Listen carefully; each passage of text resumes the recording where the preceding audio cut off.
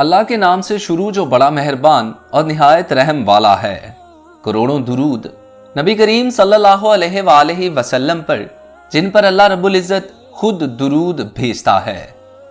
اموی خلیفہ ہشام بن عبد الملک کے زمانے میں ایک مرتبہ عرب کے ایک علاقہ میں سخت قحط پڑا۔ قحط کا یہ سلسلہ کئی سال تک جاری رہا۔ ہزاروں لاکھوں لوگ بھوک سے مرنے لگے۔ خلافت کی طرف سے قحط زدہ لوگوں کو کوئی امداد نہیں ملی، اس لیے اس علاقہ کے لوگوں نے اپنا ایک وفد خلیفہ ہشام سے امداد کی درخواست کرنے کے لیے دمشق بھیجا۔ اس وفد میں ایک نوجوان دروس بن حبیب بھی تھا جو بڑا بے باک نوجوان تھا۔ وفد دمشق پہنچا اور ہشام کے سامنے پیش ہوا تو کسی کی جرت خلیفہ سے بات کرنے کی نہیں ہوئی۔ دروس بن حبیب بھیڑ کو چیرتا ہوا خلیفہ ہشام کے سامنے جا کر کھڑا ہو گیا اور بادشاہ سے بات کرنے کی اجازت طلب کی۔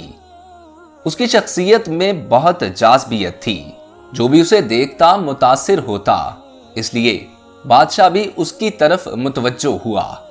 دروس نے کہنا شروع کیا، اے امیر المومنین، ہم لوگ 3 سال سے شدید قحط کی مصیبت میں گرفتار ہیں۔ اللہ کا عذاب ہم پر قحط کی صورت میں ٹوٹ پڑا ہے۔ حالت یہ ہے کہ پہلے سال ہمارے جسموں کی چربی گھلی، دوسرے سال گوشت پگھلا، اور اب جب کہ یہ تیسرا سال چل رہا ہے، ہماری ہڈیوں کی باری آ چکی ہے۔ ہم لوگ یہاں اس لیے آئے ہیں کہ ہم نے سنا ہے آپ کے خزانے میں بہت مال و دولت جمع ہے۔ اس دولت کی صرف 3 ہی صورتیں ہو سکتی ہیں، ایک یہ کہ اللہ تعالیٰ کی ملکیت ہو، دوسرے یہ کہ عوام کی ملکیت ہو، اور تیسرے یہ کہ آپ کی ذاتی ملکیت ہو۔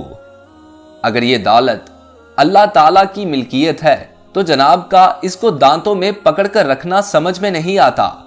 اگر یہ عام لوگوں کی ملکیت ہے تو اس کے خرچ کیے جانے کے لیے سب سے پہلے عام لوگ ہی حقدار ہیں، اور یہ دولت اگر سب آپ کی ذاتی ملکیت ہے تو ایسے نازک وقت میں جب لوگ قحط اور فاقوں سے مر رہے ہیں، اللہ تعالیٰ کی خوشنودی اور حکم کے مطابق اس کو خیرات و زکوٰۃ کے طور پر خرچ کرنے کا اس سے اچھا وقت نہیں ملے گا۔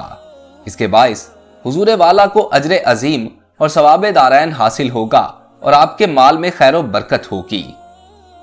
دروس بن حبیب کے یہ فقرے ایسے چست اور دانش مندانہ تھے کہ ہشام بن عبد الملک دنگ رہ گیا۔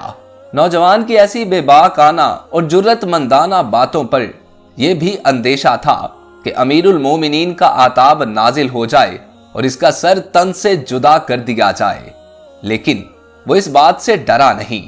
ہشام بن عبد الملک حالانکہ بڑا عظمت و جلال والا خلیفہ تھا، مگر اس نوجوان کی پکڑ ایسی تھی کہ وہ اس سے بچ کر نہیں نکل سکتا تھا۔ نوجوان کی بات نے اس کے دل پر گہرا اثر کیا۔ خلیفہ نے مسکراتے ہوئے کہا، اس نوجوان نے تینوں میں سے کوئی راستہ فرار کا نہیں چھوڑا۔ خازن اس وفد کو 10,000 دینار قحط زدہ علاقہ میں تقسیم کرنے کے لیے دے دیں اور 1,000 دینار تنہا اس نوجوان کو دے دیے جائیں۔ دوستو آج کے لیے اتنا ہی۔ اگر آپ لوگوں کو ویڈیو اچھی لگی ہو تو اسے اپنے دوستوں کے ساتھ شیئر کیجیے، اور نئے آنے والے دوست ہمارے channel Urdu info T V کو سبسکرائب کر کے ساتھ لگے بیل آئیکن کو پریس کر دیجیے۔ اپنے دوست محسن رضا کو اجازت دیجیے۔ اللہ آپ کا اور میرا حامی و ناصر ہو۔ اللہ نگہبان۔